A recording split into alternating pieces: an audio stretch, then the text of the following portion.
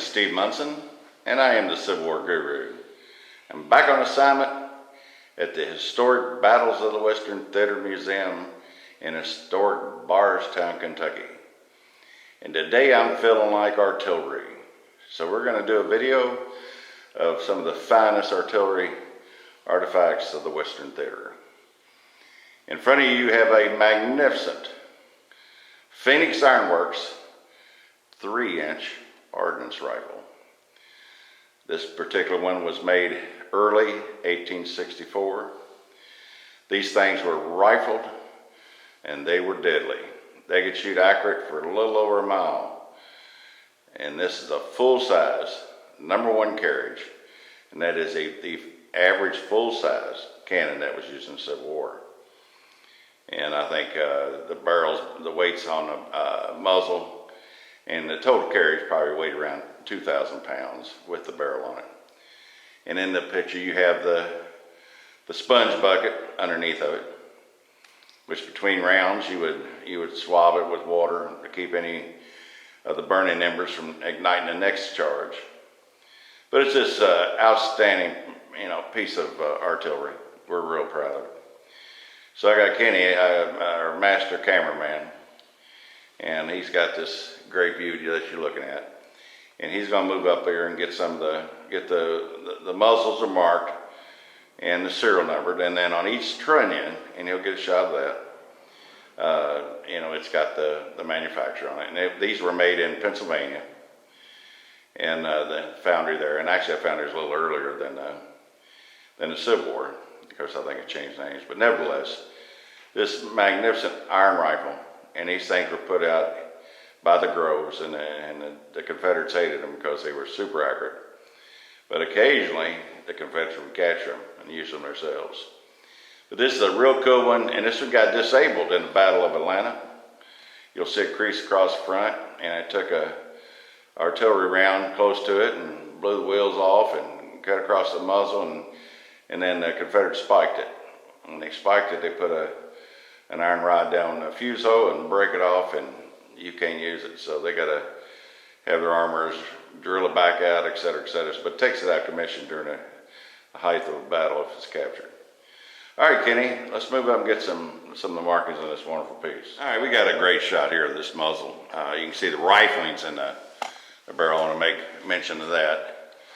The riflings were important because at the beginning of the war, all the barrels were smooth bores. So this thing was rifling, that's why it was so deadly accurate.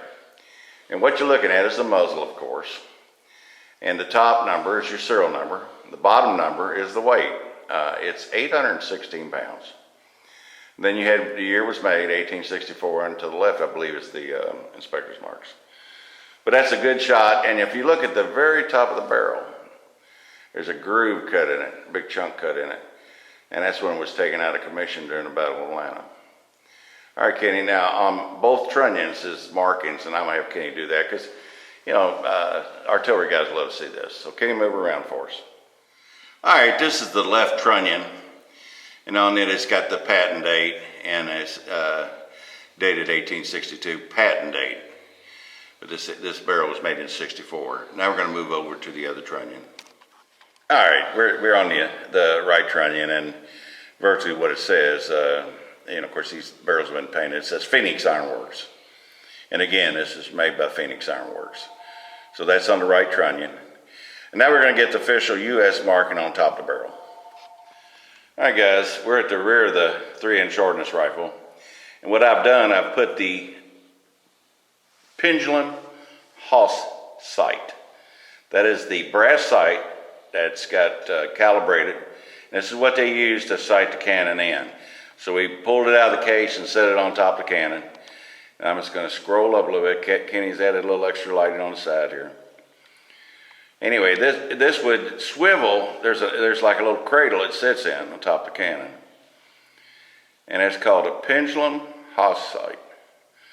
And for the collectors, they know how rare that is. And that's what it looks like right there. All right.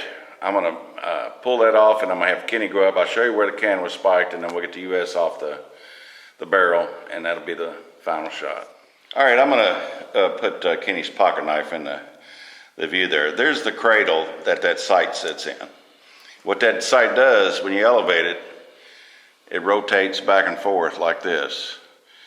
So it sits in that little cradle. Okay, that's how it works. And now Kenny's gonna move it up. And here's the vent hole. This is where you put your fuse in it, and we'll show you some fuses here in a minute. And this one's spiked. It drive a stake down in it, break it off, and you can't use it. So they couldn't turn it around and use it on each other's forces. All right, the last shot on this cannon, we're going to get the US between the trunnions.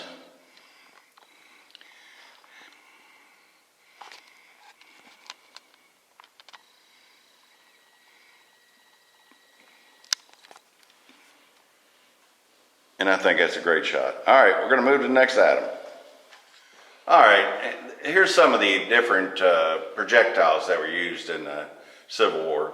And what you have in front of you is what they call a 12-pound canister shot. And this was shot out of a smooth bore. And Kenny's going to kind of get up on it. The bottom part is made of wood. It's called a sabot. Then inside that little tin can is a bunch of 1-inch balls. When that thing went out of that barrel, the centrifugal force opened up on it, and the tin would separate, and all these balls would go everywhere. It's like a gigantic shotgun. This thing was devastating. In Gettysburg, I heard they were using double canister. But this is a canister shot, and these were shot by 12-pound smooth bores. And so can you get up there and let them see what a wood sabot is? That's when they constructed these things, the bottom part is wood. And when they slid it down the barrel, that would compress up against the bag of gunpowder and kind of scroll up a little bit there. And that's sheet tin. And it's wrapped around and tacked onto the wood sabot, and all the balls are inside this little canister. Yeah, back off, it's perfect, a little bit more. And that's what you heard, and you watch these movies, they're gonna shoot 12-pound canister shots at them. That's a canister shot. Now we're gonna get a grape shot, and then we'll just pan down in the bottom of the case. We got loads of artillery shells. But Kenny, let's go to the next one, 12-pound grape. All right, this is your 12-pound grape shot.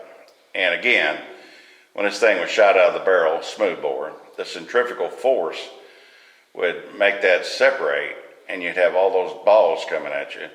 And the Navy used most of these type, and they could shoot the rigging out of ships, and they were very effective.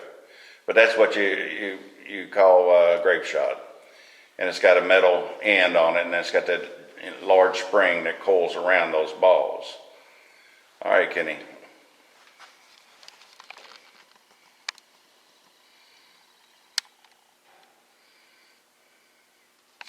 All right, I wanted to include this one in because if you look at the bottom of it, it's unique.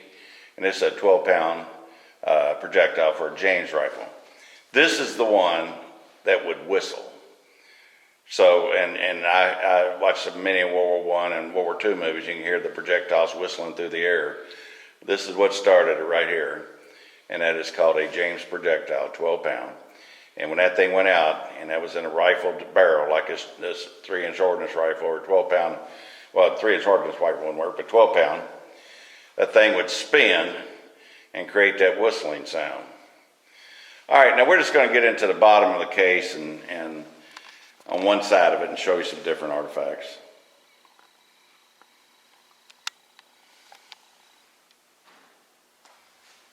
All right, and Kenny's got a real good shot here. All right, we'll start from left and go right. Now that left is a leather thing that you'd slip your thumb in. And as they ran the rammer down through there and with it wet, one of the artillerymen would put his thumb over the vent to kill the oxygen and make sure there wasn't any burning embers in it. So that's called a thumb stall. And then there's the Benjamin Haas sight, which we showed you on the 3-inch ordnance rifle. And then in the upper right is a wooden handle with rope on it.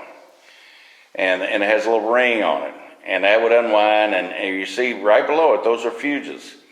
And you stick that fuse in that vent hole and hook that ring on it, and you stand back from the cannon and yank it. And that would create friction, It's called a friction primer. And create enough spark for the cannon to be fired. And the last thing, if you look to the far right, you see a couple cathrops. I think's the correct nomenclature on them. But the artillerymen would throw these in front of their cannons, and this would keep cavalrymen from riding up on them, because if they were on horseback, the horse would step on that, and they would go right into the soft spot of their hoofs, and they'd throw their riders. And they would sprinkle these things around, and of course, these metal detector guys dig them all the time. And I just really love it. But that's called a cap. They used them things far back as the Revolutionary War. All right, Kenny wanted to get one of these bigger grape shots over here. And I showed you the one. It says 12 pound, but it's actually 6. It was so heavy, we put it over here in the other corner. So we'll get that 12 pound for you. All right, we're going to skip the other one, but we're going to finish up with this particular one here. This is a 32 pounder, and of course this is Navy, and this was a monster. They loaded this little rascal up. It was some serious problems for the receiving end of it. And then right next to it, I don't know if Kenny's got that in the camera view, it's sitting on a little wood display thing. That's a canister, fits in a 3-inch ordnance rifle. And that's got the small balls inside of it too.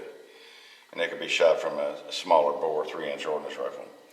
But this is just a few of the projectiles in there. There's other projectiles. We got 12-pound Borman, we got Schinkel shells, we got Parrott shells, and just an array of them.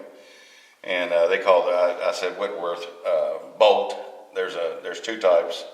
We showed you one that you can use a fuse on. There's one in here that's just a bolt itself. But there's just a lot of cool little artifacts in this particular case. When you come to artillery room, there's 4 or 5 major cases, and you'll be able to see a lot of cool stuff. All right, we're going to move to another case.